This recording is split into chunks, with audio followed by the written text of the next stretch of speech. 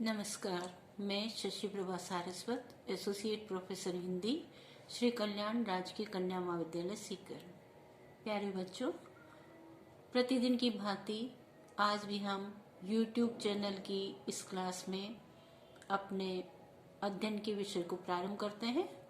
दुष्यंत कुमार कवि के बारे में हम चर्चा कर रहे थे। तो इनका जैसा कि परीक्षा में आपके 3 व्याख्याएं पूछी जाएगी, उन व्याख्याओं में से प्रसिद्ध व्याख्याएं हैं, उनमें से यह भी प्रमुख मानी जाती है। तो व्याख्या इस प्रकार से: इस नदी की धार में ठंडी हवा तो आती है, इस नदी की धार में ठंडी हवा तो आती है, नाव जर्जर ही सही, नाव जर्जर ही सही, लहरों से टकराती तो है, लहरों से टकराती तो है। एक चिंगारी कहीं से ढूंढ लाओ दोस्तों, एक चिंगारी कहीं से ढूंढ तो लाओ दोस्तों, इस दिए में तेल से भीगी हुई बाती तो है। एक खंडहर के हृदय सी, एक खंडहर के हृदय सी, एक जंगली फूल सी, एक जंगली फूल सी, आदमी की पीर गूंगी ही सही गाती तो है, आदमी की पीर गूंगी ही सही गाती तो है। एक चादर सांझ ने सारे नगर पर डाल दी, एक चादर सांझ ने सारे नगर पर डाल दी, ये अंधेरे की सड़क उस भोर तक जाती तो है, ये अंधेरे की सड़क उस भोर तक जाती तो है। निर्वचन मैदान में लेटी हुई है जो नदी, निर्वचन मैदान में लेटी हुई है जो नदी, पत्थरों से ओट में जो जाके बतियाती तो है, पत्थरों से ओट में जो जाके बतियाती तो है। निम्नलिखित काव्यांश कवि दुष्यंत कुमार की गजल इस नदी की धार में ठंडी हवा आती तो है से लिया गया है। यहाँ पर कवि ने जीवन में दुखों के मध्य सुखों की कामना की है और यह आशा जताई है कि जीवन में चाहे कितने भी दुख व पीड़ाएं क्यों न हो, फिर भी सुख की उम्मीद, आशा की किरण तो होती ही है। आशा की किरण के सहारे इंसान आगे बढ़ता है।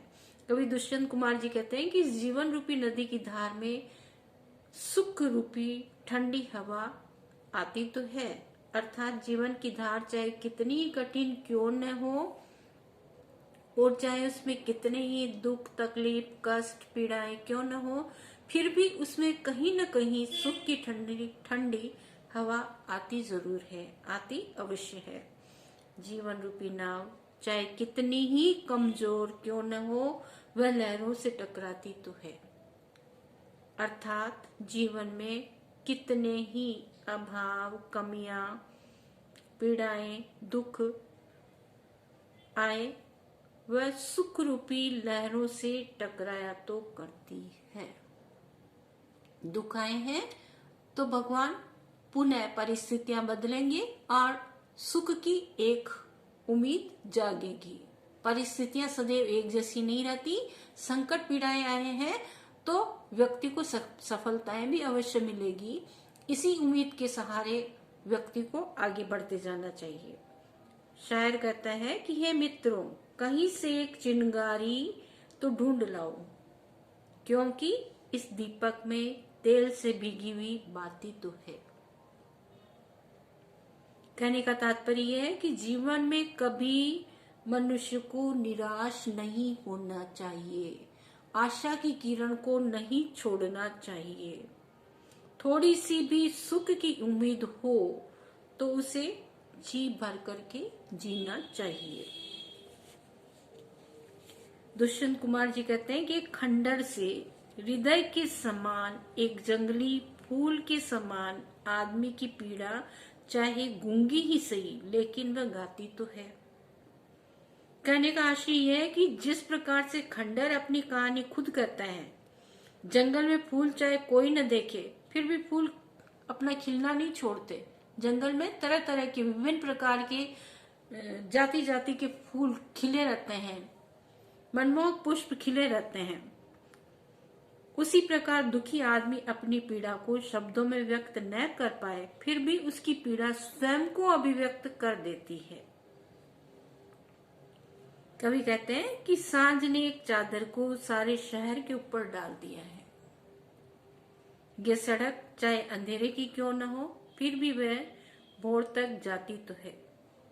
कहने का तात्पर्य यह है कि जीवन में चाहे कितने ही दुख, संकट, पीड़ाएं, असफलताएं क्यों न आए, फिर भी भोर के सूरज अर्थात सुख का आगमन अवश्य होता है। प्रकृति का ये चक्र चलता रहता है, कभी दुख, कभी सुख, कभी पीड़ा, कभी खुशी, कभी गम, इस प्रकार चलते रहते हैं। तो मनुष्य को हिम्मत नहीं हारनी चाहिए, उम्मीद के सहारे, आशा के सहारे कर्म करते हुए अपने जीवन को आगे बढ़ाते जाना चाहिए। दुष्यंत कुमार जी कहते हैं कि शांत मैदान में जो नदी लेटी हुई दिखाई दे रही है, वह पत्थरों की ओट में जाकर उनसे बातें तो करती है। तात्पर्य यह है कि पीड़ित मनुष्य चाहे कितना ही खामोश क्यों न रहे, कितना ही चुप क्यों न रहे, फिर भी उसकी पीड़ा उसे बतियाती है। अर्थात आदमी स्वयं अपनी पीड़ा को महसूस करता है, खुद अपनी पीड़ा को महसूस करता है। वह कितना ही मौन रहे, चुप रहे, किसी से कहे या न कहे, पर अपने मन में अपनी पीड़ा को, दर्द को, अपनी कसक को वह महसूस करता रहता है, अनुभव करता रहता है। विशेष टिप्पणी में आती है जो बातें, वो इस प्रकार से है। जीवन की अनुभूतियों का यथार्थपरक चित्रण दुष्यंत कुमार जी ने किया है और उम्मीद व्यक्त की है कि जीवन में दुख चाहे कितने ही क्यों न आए, परंतु दुखों के बादलों के छंटने के बाद सुखों का आगमन अवश्य होता है। इंसान को कभी भी निराश नहीं होना चाहिए, उम्मीद नहीं छोड़नी चाहिए और आशा का दामन कभी भी नहीं छोड़ना चाहिए, आशा को बरकरार रखना चाहिए। काव्यांश में कवि ने गजल विधा का प्रयोग किया है। खड़ी बोली हिंदी के साथ उर्दू के शब्दों की भी यहाँ हमने बहुलता देखी है। एक खंडर के हृदय सी और एक जंगली फूल सी में उपमा अलंकार है और कहीं कहीं अनुप्रास अलंकार का प्रयोग भी देखने को मिला है। विचार तथा भावों की अभिव्यक्ति बहुत ही सुंदर प्रस्तुत की गई है। बहुत बहुत धन्यवाद।